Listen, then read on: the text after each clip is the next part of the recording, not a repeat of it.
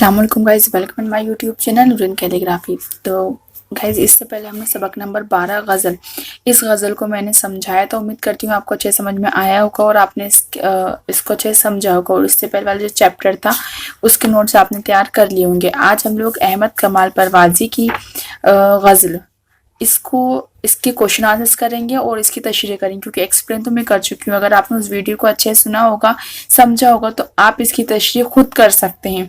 But अगर कुछ भी डाउट है आपको लिखने में, क्योंकि मैं जानती हूँ जनरल उर्दू वाले जो रहते हैं उनको उर्दू में थोड़ी प्रॉब्लम रहती है, तो उसके लिए मैंने उनके लिए पूरे नोट्स तैयार करके रखे हैं, ताकि उनको कुछ डाउट ना हो, कुछ कन्फ्यूजन ना हो और लिखने में कुछ प्रॉब्लम ना हो।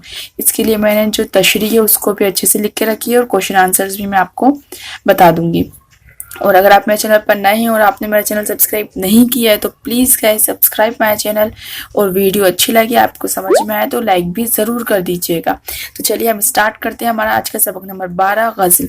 तो हम हमारा जो चैप्टर है वो तशरीह से स्टार्ट करते हैं। ये शेर है, जैसे कि मैंने इसकी पहले वजाहत कर चुकी हूँ कि शेर क्या होता है, हवाला क्या होता है, तशरीह क्या होती है। तो मैं थोड़ा सा और आपको बता दूंगी। अगर आपको अच्छे समझना है तो आप जो इसका चैप्टर नंबर जो 1 है आप उसमें भी अच्छे से समझ सकते हैं, क्योंकि उसमें भी तशरीह है और मैंने उसको भी एक्सप्लेन किया था।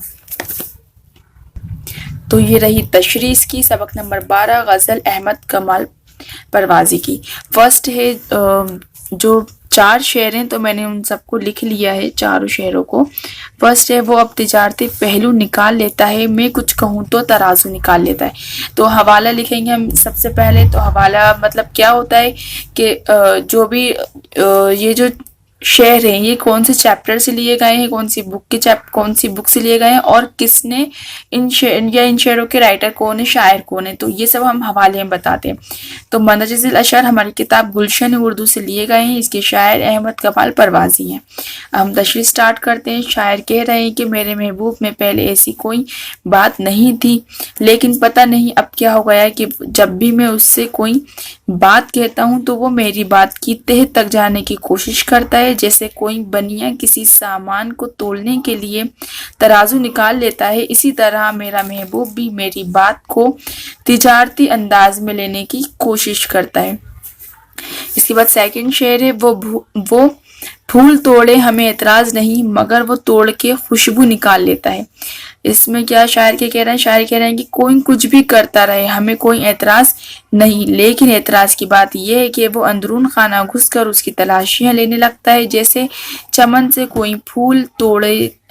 कोई बात नहीं, लेकिन बात इस वक्त बिगड़ जाती है जब वो फूल तोड़कर उसको मसल देता है, यानी उसकी अफादियत को खत्म कर देता है, उसकी खुशबू को निकाल देता है।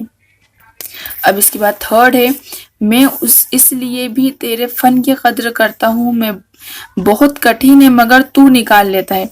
अब इसमें शायर क्या कह रहे हैं, शायर कह रहे हैं कि तेरे फन और हुनर की मैं इसलिए कद्र नहीं करता, तू एक हुनरमंद या फनकार है, बल्कि तेरे हुनर और फन की मैं इसलिए कद्र करता हूँ कि तू अपने फन में माहिर है और अपने फनकाराना जहन से वो सब कुछ अखज़ कर लेता है या पा लेता है जो और लोगों के लिए मुश्किल होता है। अब लास्ट शेर इसका, वो बेवफाई का इजहार यूं भी करता है, परिंदे मार के बाजू निकाल लेता है।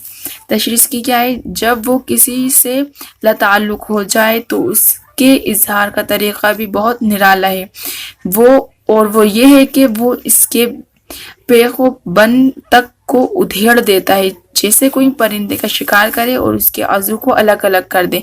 मेरे महबूब के नज़दीक बेवफाई का इजहार भी कुछ ऐसे ही है कि सामने वाले के सामने कोई ऐसी ओछी बात हरकत कर दो जिससे उसका ख्याल या उसका दिल टूट जाए। ये हमारी जो तशरीह थी कंप्लीट हो गई है। अब इसके बाद क्वेश्चन आंसर से जो हम कर लेते हैं, सबसे पहले इसमें है मारूजी सवालात।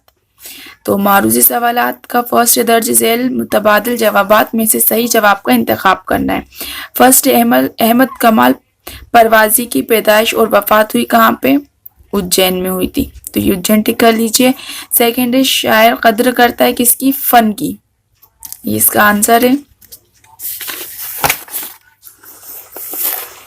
इसके बाद थर्ड है, शायर खुशबू निकाल लेता है फूलों की। फोर्थ है, गजल में बाजू निकालने का जिक्र किया है किसके? परिंदे के। अब इसके बाद मुख्तसर सवालात हैं। शायर को फूलों के तोड़े जाने पर क्यों अफसोस है? इसका आंसर है, ये रहा इसका आंसर।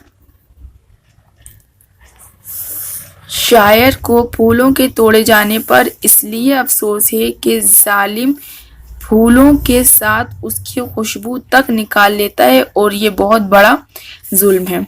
सेकंड है, शायर फन की किस लिए कद्र करता है? शायर फन की कद्र इसलिए करता है कि फनकार अपने फन से मुश्किल का हल भी ढूंढ लेता है। थर्ड है, शायर ने बेवफाई का इजहार का क्या तरीका बताया है? शायर ने बेवफाई के इजहार का ये तरीका बताया है कि अगर किसी से बेवफाई करना मकसूद हो तो उसके सामने कोई ऐसी ओझी हरकत कर दो जिससे उसका दिल टूट जाए। शेर में परिंदे मार के बाजू निकाल लेता है, दिल टूट जाने से तशबीह दी गई है। अब इसके बाद तफसीली का फर्स्ट क्वेश्चन है,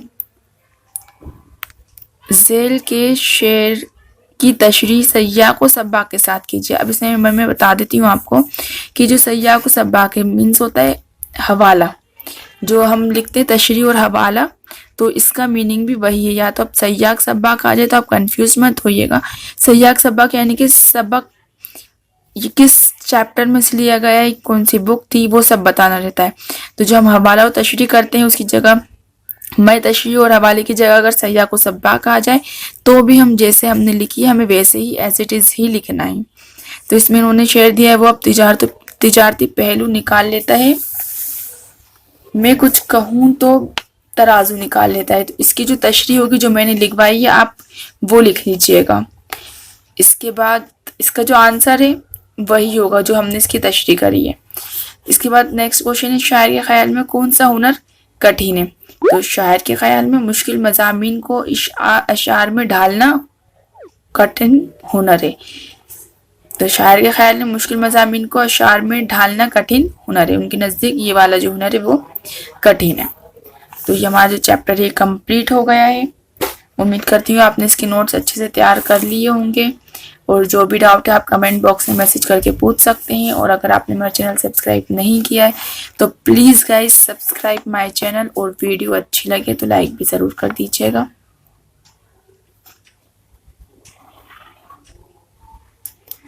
आप ये भी देख लीजिए, अगर आपको इसमें भी कुछ डाउट है तो आप इसको देखकर कर सकते हैं।